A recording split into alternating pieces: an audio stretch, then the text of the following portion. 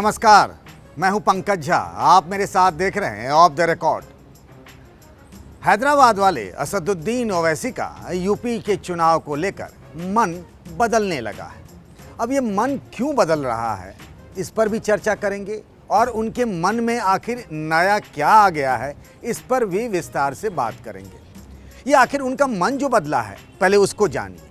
असदुद्दीन ओवैसी जो कुछ दिनों पहले तक ये कह रहे थे कि उनके लिए समाजवादी पार्टी और बीजेपी दोनों एक समान हैं, दोनों दुश्मन नंबर एक हैं। उनके लिए दुश्मन नंबर एक पर दो पार्टियां थी, बीजेपी भी और समाजवादी पार्टी भी। मैंने तो उनकी एक दो रैलियों को सुना भी है और एक रैली में गया भी था मैं, और उसमें वो बीजेपी से ज़्यादा तो अखिलेश यादव को ही कोस रहे थे। लेकिन ओवैसी साहब अब बदल रहे हैं। अब ये क्यों बदल रहे हैं ये तो ओवैसी साहब ही जाने, लेकिन उनके दिमाग में आखिर क्या चल रहा होगा, क्योंकि मैं भी यूपी को जानता हूं, तो थोड़ा बहुत इशारों में समझाऊंगा।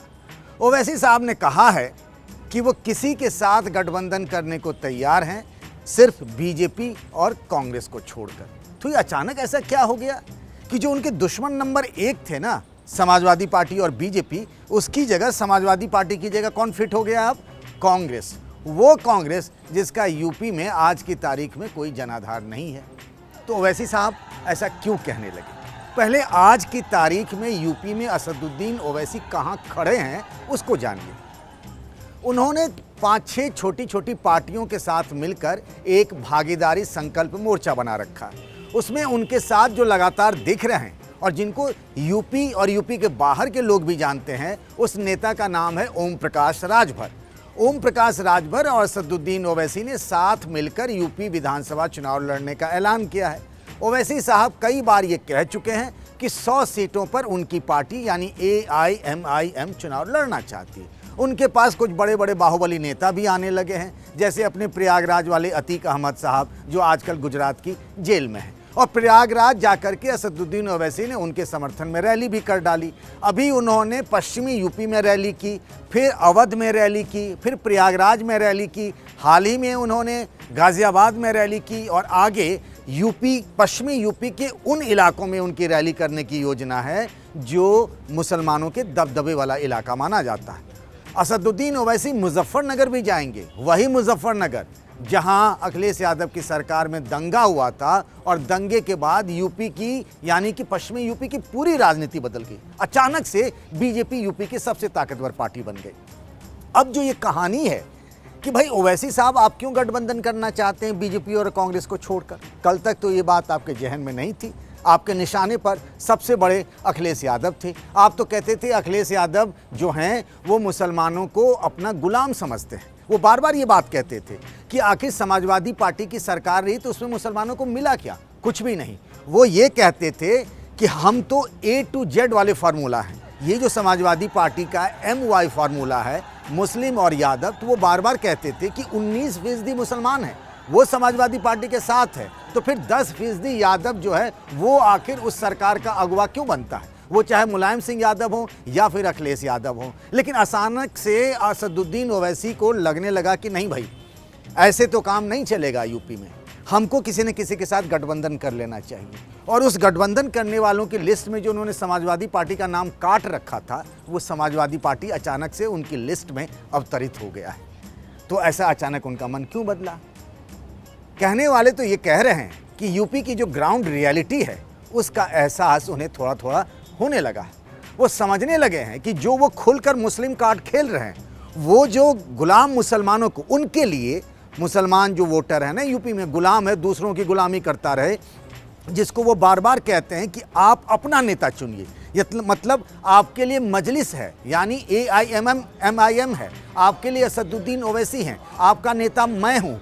ये जो कहते रहे थे वही असदुद्दीन ओवैसी अब बीजेपी या कांग्रेस को छोड़कर किसी भी पार्टी से गठबंधन करने को तैयार है। हालांकि उनकी इच्छा थी कुछ महीनों पहले तक मायावती की पार्टी BSP के साथ चुनावी गठबंधन करने को लेकर। और मुझे ये भी जानकारी है कि दोनों ही पार्टियों के कुछ नेता आपस में बातचीत करने लगे थे।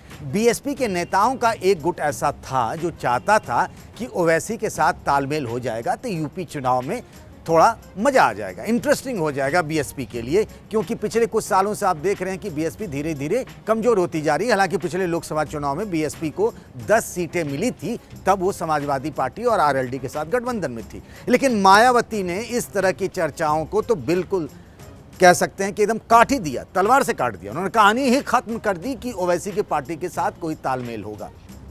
इस बात को तब और बल मिल रहा था जब असदुद्दीन ओवैसी की पार्टी के जब होर्डिंग और बैनर लगे होते थे तो उस पर अंबेडकर की भी फोटो होती थी और नारा होता था जय भीम जय मीम। ये जय मीम मतलब मुसलमानों के लिए और जय भीम यानी दलितों के लिए, बाबा साहब भीमराव अंबेडकर के नाम पर। मायावती की जो बीएसपी की रैलियां होती हैं उसमें भी जय भीम के नारे लगते हैं, आज भी लगते हैं, पहले भी लगते थे। तो एक तरह से लग रहा था कि बीएसपी और ओवैसी की पार्टी का गठबंधन हो सकता है, लेकिन मायावती ने इस संभावना को नकार दिया।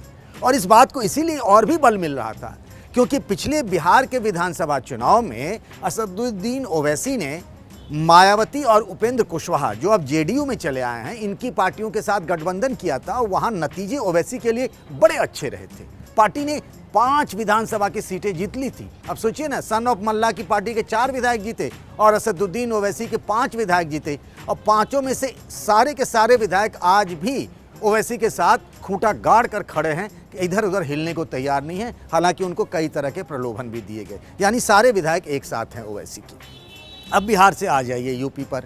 यूपी में जब आते हैं तो जो कुछ दिनों पहले तक ओवैसी कह रहे थे भैया अखिलेश यादव से तो बात बनती नहीं है, वो मुसलमानों के हितैषी नहीं है, वो शुभचिंतक नहीं है, वो आज क्यों आखिरकार इस बात को राजी हो रहे हैं कि अगर समाजवादी पार्टी से भी गठबंधन हो जाए तो बहुत अच्छा।